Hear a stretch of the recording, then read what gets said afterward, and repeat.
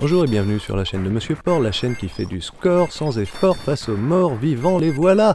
Ce sont les zombies de Beastbusters qui nous viennent des crushs, qui nous viennent des bars barbares, qui ne sont pas des bars mais qui vendent des vêtements, qui nous viennent des immeubles 999. C'est ce genre de choses qu'on faisait à l'époque, à la fin des années 80.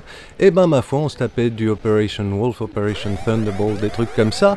Et on s'est dit, tiens, on va le faire avec des petits zombies, ils vont être tout bleus, ils vont porter des masques de hockey, et ça va distraire les gens. Parce que rester dehors nous prévient les murs, mais entrer dedans nous prévient la borne.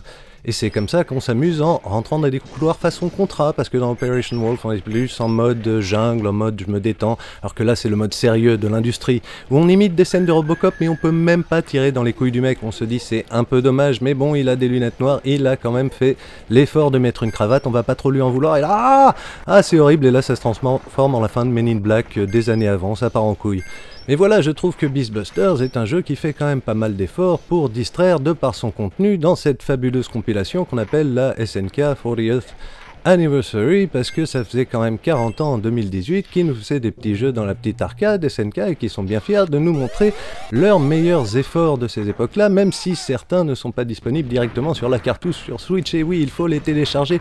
Que voulez-vous, ça coûte cher de la place, des dizaines de mégaoctets entiers pour mettre des ROM. On comprend bien qu'il n'est pas la place, mais voilà. C'est un peu l'amusement de la nouvelle génération de 2021, du DLC et compagnie.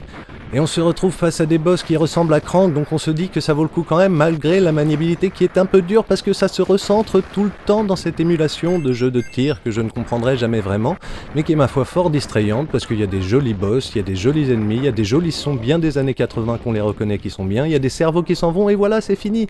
Ça va tellement vite parfois la vie. C'était présenté par SNK et par moi, Monsieur Porc. Je vous dis à bientôt et merci.